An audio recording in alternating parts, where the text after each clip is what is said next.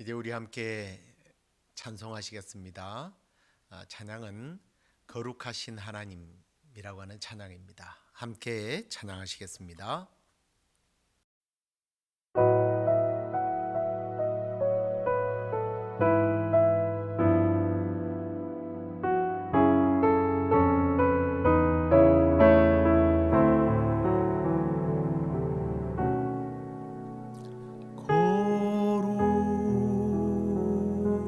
하신 하나님 주께 감사드리세. 날 위해 이 땅에 오신 독생자 예수, 나의 맘과 뜻 다해 주를 사랑합니다. 날 위해 이 땅에 오신 독생자 예수, 내가 약할 때 강함 주고 가난할 때 우리를 부욕해 하신 나의 주 감사. 내가 약할 때 강함 주고 가난할 때 우리를 부욕해 하신 나의 주 감사.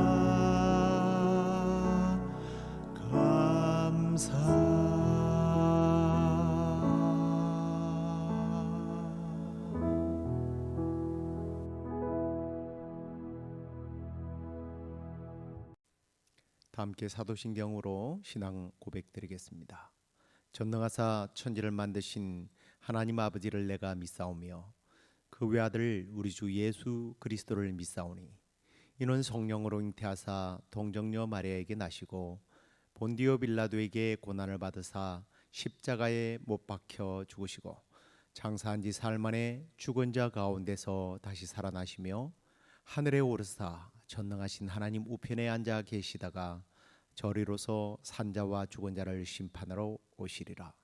성령을 믿사오며 거룩한 공회와 성도가 서로 교통하는 것과 죄를 사하여 주시는 것과 몸이 다시 사는 것과 영원히 사는 것을 믿사옵나이다. 아멘. 찬송 하나 더 하도록 하겠습니다. 하늘에 가득 찬 영광의 하나님, 함께 찬송하시겠습니다.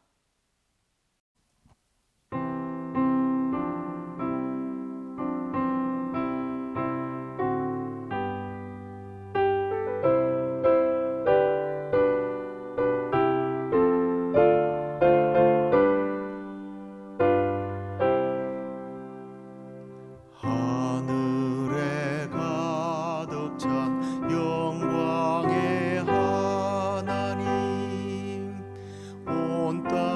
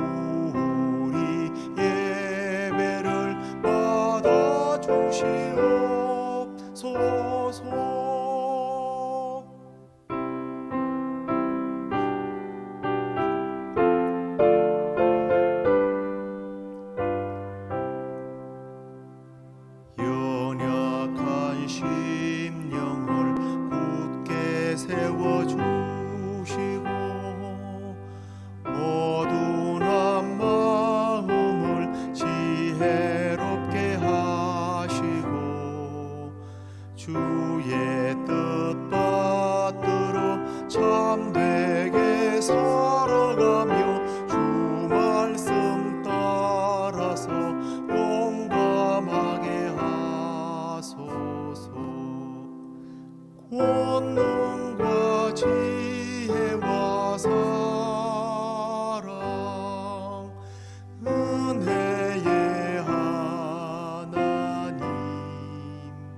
우리 예배를 받아주시옵소서. 주 앞에 나올 때 우리 마음 기쁘고 그 말씀 힘되어 새 희망이 솟는다.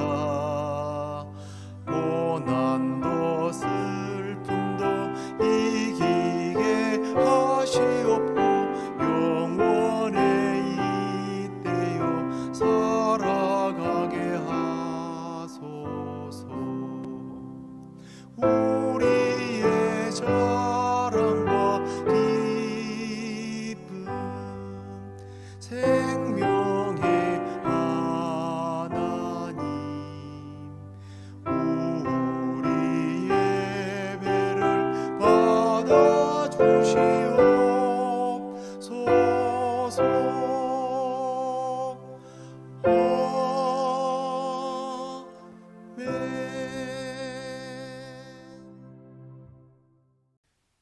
하나님 말씀 함께 보시겠습니다. 로마서 8장 14절과 15절 말씀입니다. 무릇 하나님의 영으로 인도함을 받은 사람은 곧 하나님의 아들이라. 너희는 다시 무서워하는 종의 영을 받지 아니하고 양자의 영을 받았으므로 우리가 아빠 아버지라고 부르짖느니라. 아멘. 오늘은 하이델베르크 제46주일 선언 내용을 함께 보시도록 하겠습니다. 먼저 질문을 보실까요? 120번째 문제입니다. 왜 그리스도께서는 하나님을 우리 아버지라고 부르도록 명령하셨습니까? 대답을 보십시오. 우리가 기도하는 가장 처음부터 우리 기도의 기본이 되는 요소를 그리스도께서는 우리에게 일깨워 주시려는 것입니다. 곧 그리스도를 통하여 하나님께서 우리의 아버지가 되셨다는 사실을 어린 아이처럼 믿고 경외하도록 가르치신 것입니다. 그 다음에 육신의 아버지가 이 세상의 것에 대한 자녀들의 요청을 거부하지 않는 것 이상으로 하나님 아버지께서는 우리가 믿음으로 구하는 것을 거부하지 않으십니다. 하나님이 우리 아버지 되심은 먼저 하나님은 우리를 창조하셨기 때문이죠. 아담의 자손은 곧 하나님의 자손이라는 겁니다. 그래서 우리는 하나님을 아버지라고 부르는 것이 당연한 거죠. 그 다음에 두 번째로는 우리의 중보자이신 예수님께서 우리를 구속하셨기 때문입니다. 다시 말하면 우리가 예수님으로 말미암아 하나님의 자녀로 입양되었기 때문에 우리는 하나님을 아버지라고 부를 수 있는 것입니다. 그렇습니다. 하나님께서 우리의 아버지가 되심은 먼저 우리를 창조하셨다는 점에서 우리는 그분을 아버지라고 부르게 됩니다. 아담의 자손은 곧 하나님의 자손이기 때문입니다. 그리고 우리가 하나님을 아버지라고 부를 수 있는 이유가 두 번째로는 예수님 때문이라고 그랬죠. 예수님은 우리의 중보자가 되시는 분이십니다. 우리 예수님은 하나님의 독생자이신데요, 하나님의 친아들이지 않습니까? 그 하나님의 친아들 되시는 예수님께서 아담과 하와가 저지른 죄로 인하여 단절된 하나님과 우리의 관계를 다시 연결시켜 주기 위해서 십자가를 지셨습니다. 우리는 그걸 다른 말로는 죄의 값을 치르셨다라고 표현을 하기도 하죠. 그래서 우리는 그 예수님의 희생으로 인하여 하나님의 양자로 입양이 된 겁니다. 우리는 죄로 말미암아 사실은 마귀에게 속한 자가 되었죠. 아니, 하나님이 지으신 하나님의 사람들이 어떻게 마귀에게 속한 자가 되었을까? 하나님의 능력이 없어서 그런가요? 그건 아니고요. 하나님이 능력이 없어서 뭐 마귀의 손에서 빼내지 못했다든가 그런 의미가 아닙니다. 그것이 아니라 하나님께서 우리를 다스리고 보호하고 인도하셔야 하는데 죄로 말미암아 이게 단절이 되어버린 거예요. 그래서 죄인들이 되어서 우리 모두는 하나님을 배반하고 하나님의 섭리를 파괴했던 이 마귀가 가는 지옥으로 우리는 가게 되어 있었다는 겁니다. 지옥 형벌이 기다리는 그런 존재였죠. 근데 그걸 하나님은 일단 내버려 두신 거예요. 관계가 없으니까. 하나님을 뿌리치고 가버렸으니까. 그런데 하나님 편에서 보면 이게 너무 마음이 편하지 않는 겁니다. 왜요? 그분은 우리의 원래 아버지시니까. 우리를 창조하셨기 때문에. 그것도 하나님의 형상으로 창조하셨잖아요. 너무 가슴이 아프고 마음이 불편한 겁니다. 우리식 표현입니다. 그래서 하나님은 우리를 자녀 삼으시기 위해서 그의 독생성자 아들을 이 땅에 보내셔서 우리가 마땅히 받아야 할 진노, 그 죄의 값을 십자가에서 치르신 겁니다. 그 값을 지불하고 나니까, 대가를 지불하고 나서 하나님은 우리를 사신 거죠. 그래서 하나님의 양자로 우리를 입양시켜 주신 거예요.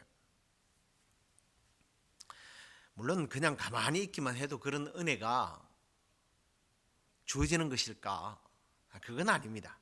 하나님의 자녀가 되는 분명한 전제 조건이 있어요.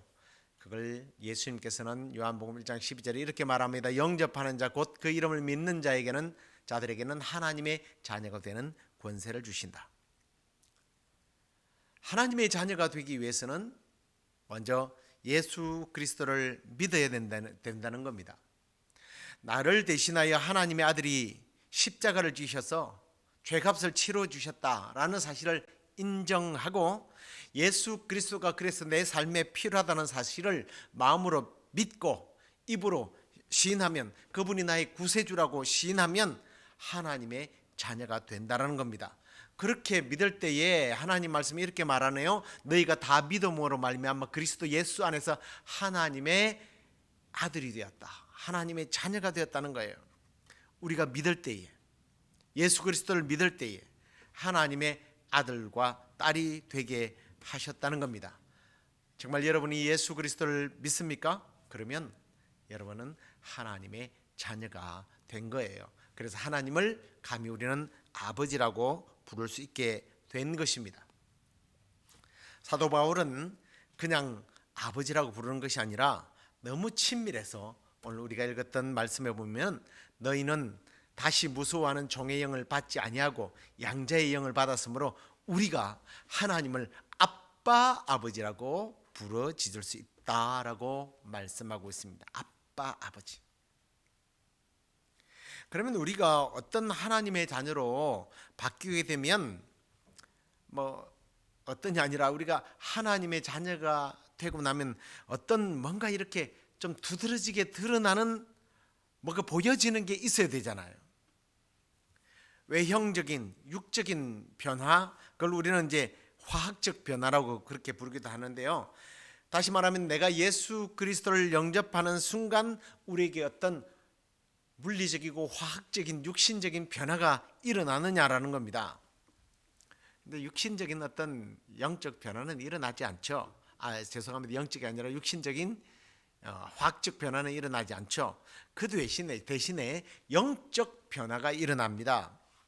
우리의 육신적인 DNA 변화는 그대로지만 영적 구조가 바뀌어지는 거예요. 하나님의 영이 우리 안에 들어오게 됩니다. 그래서 하나님 보실 때는 우리가 새로운 피조물이 되는 거예요. 이 관계를 바울이 조금 전에 나눈 로마서 8장 15절에 보니까 뭐라고 말했어요? 무서워하는 종의 영, 사탄의 영이 아니라 양자의 영, 예수 그리스도의 영, 성령이 우리에게 들어와서 우리는 하나님을 아빠, 아버지라고 부르게 된다. 이건 화학적 반응이 아니고 영적인 변화죠. 그러면 우리가 이제 이렇게 영적 변화가 우리 안에 일어나게 되어서 하나님을 아빠, 아버지라고 부르는데, 그런데 우리가 아빠, 아버지라고 하나님을 부르게 되었는데 이게 우리에게 무슨 의미가 있느냐 하는 겁니다. 여러분, 아버지라고 하는 말, 이게 참 여러 가지 의미가 들어있는 말 아닙니까? 우리 육신적인 아버지로 한번 생각해 볼게요. 우리의 아버지는 나를 낳아주시고 길러주신 그 수고와 희생과 사랑, 이걸 아끼지 않으시는 분입니다. 정상적인 아버지를 말합니다. 부모님을 말합니다.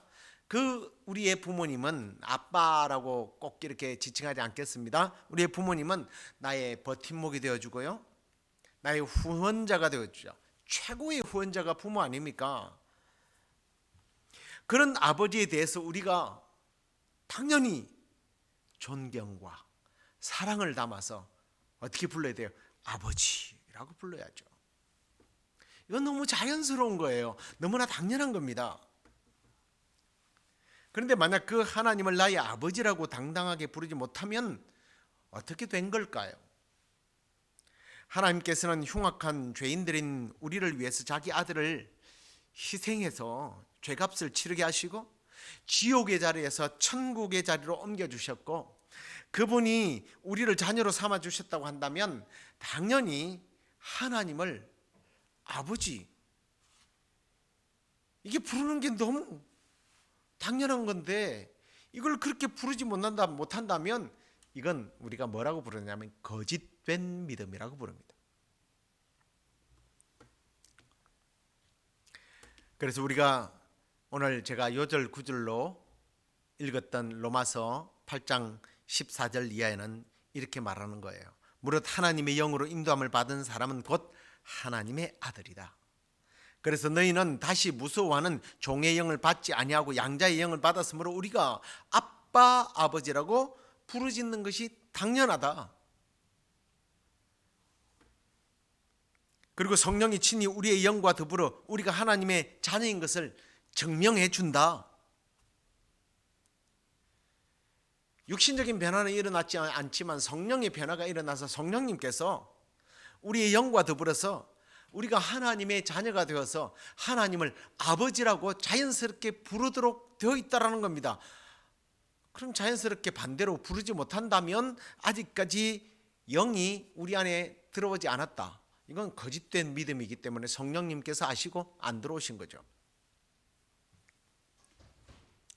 하나님을 신으로 생각하지, 그분이 나의 영과 육의 아버지라고 생각하지 못하기 때문이죠. 사랑하는 성도 여러분, 예수 그리스도로 말미암아 나를 지옥의 자리, 사탄의 소굴에서 끌어내시고 하나님의 자녀로 삼아주신 그 하나님의 놀라우신 사랑에 우리가 감사하고 하나님은 나의 아버지라고 고백하는 저와 여러분이 될 수 있기를 주의 이름으로 축원합니다. 그 다음에 이제 다음을 보시겠습니다. 하늘에 계신이라고 하는 말은 무슨 뜻입니까? 121번째 문제입니다. 그 답을 보십시오. 그 말의 뜻은 하나님의 하늘 권세를 땅의 권세와 혼돈하지 말라는 그런 뜻이며, 우리가 영육간에 필요한 모든 것을 그분의 전능하신 능력으로부터 기대하라는 그런 의미다. 예수님은 우리 아버지가 계신 곳이 하늘이라고 이렇게 말씀을 하셨는데요. 이 표현은 사실은 장소적인 위치가 아니라 그분의 능력의 위치를 말씀하는 겁니다. 이 하늘의 개념을 잘못 우리가 이해하게 되면 하나님이 어떤 너무나 장소적인 것으로만 생각해 버리면 이게 조금 다른 방향으로 가게 되는 거예요. 그래서 이 하늘의 개념을 가장 잘 표현해 주는 성경 말씀이 있습니다. 한번 보실까요? 오직 우리 하나님은 하늘에 계셔서 원하시는 모든 것을 행하셨나이다 라는 말씀이에요. 이 말씀은 하나님의 능력의 위치를 말씀하는 거죠.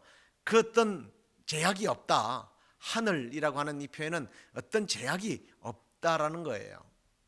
조금 다르게 표현해 보면 온 우주에 편재하셔서 어디나 계시고 못하는 것이 없으신 하나님이시라는 의미입니다.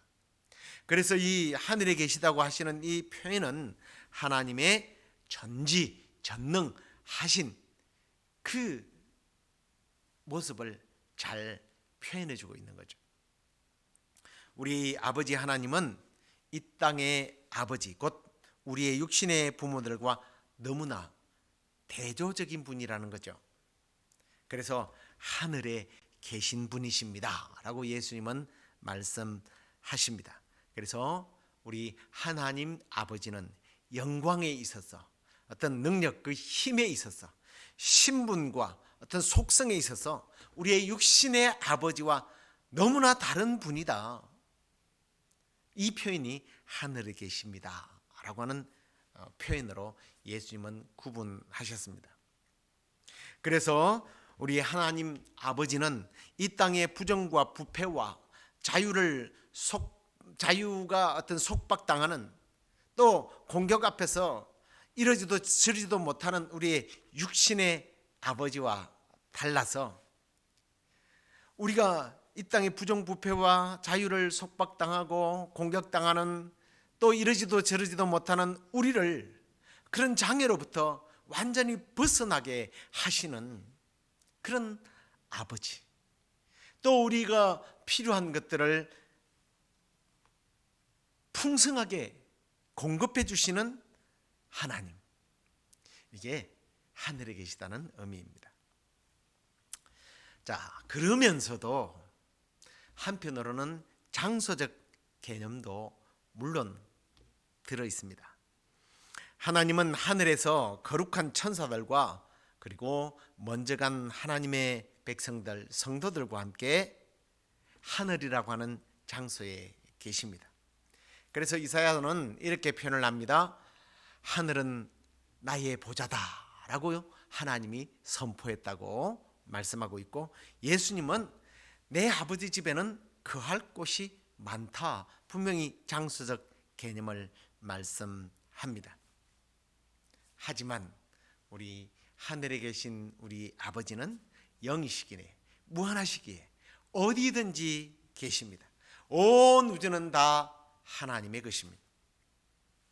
그래서 우리는 그 높으신 하나님 앞에 찬송과 영광과 예배를 드려야 하고, 또 우리는 그분께 우리의 필요를 기도하게 되는 겁니다. 말씀을 맺을게요.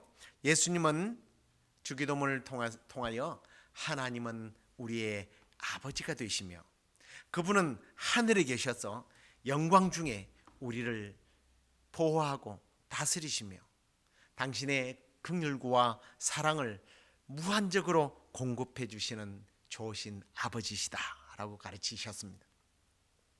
적어도 우리가 기도하는 분이, 우리의 기도의 대상 되시는 분이, 우리의 기도를 받으시는 분이 나의 아버지 하나님, 무한한 능력을 가지신 나의 하나님 아버지, 그 아버지에 대한 우리는 믿음과 그 아버지가 나의 하나님 되심을, 하나님이 나의 아버지 되심을 자랑하고 그분께 영광을 돌리며, 또 우리가 늘 그 아버지 하나님 앞에 우리의 필요를 구해서 응답받아야 되고, 저는 특별히 여기서 한 번 더 강조하고 싶은 게 뭐냐면, 그 필요를 나만 위해서가 아니라 하나님은 나의 아버지라고 구하지 않고 우리 아버지라고 그랬어요. 우리의 모두의 아버지이심을 우리가 기도하면서 우리의 모든 필요, 우리 교회와 가정과 이 땅의 필요를 구하는, 그래서 응답받는, 풍성하게 또 받아서 세상을 향하여 아버지의 마음으로 흘려보내는 저와 여러분 되기를 주의 이름으로 축원합니다. 기도하겠습니다. 하나님 아버지 감사합니다. 하나님께서 우리의 아버지가 되심을 다시 한 번 더 감사합니다. 하나님, 우리는 하나님을 아버지로 또 하나님의 이름조차도 감히 부를 자격이 전혀 없는 자들인데 예수 그리스도로 말미암아 우리의 죄값을 지불하시고 하나님의 공의를 충족시켜서 감히 우리가 예수 그리스도를 나의 구주로 영접하는 순간 하나님의 자녀가 되게 하시니 더더욱 감사합니다. 그 하나님이 우리의 아버지가 되시어서 이제 그 아버지 하나님께 우리의 필요를 구할 때마다 하늘에 계신 우리 아버지는 못하시는 것이 없으신 우리 아버지께서 우리의 필요를 공급해 주실 줄로 믿습니다. 우리의 필요를 하나님 앞에 나 자신의 것만 아니라 우리의 모두의 것을 구하며 받아서 누리고 나누어 주고 하나님의 다스리심을 넓혀가는 일에 쓰임받는 저희들 되게 해 주옵소서. 우리의 또한 여러 가지의 개인의 기도 가운데도 주께서 풍성하게 응답해 주실 줄로 믿사옵고 예수 그리스도의 이름으로 기도드리옵나이다. 아멘.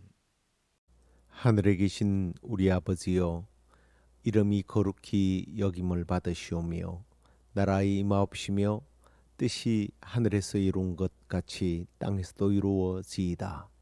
오늘날 우리에게 일용할 양식을 주옵시고 우리가 우리에게 죄 지은 자를 사하여 준 것 같이 우리 죄를 사하여 주옵시고 우리를 시험에 들게 하지 마옵시고 다만 악에서 구하옵소서.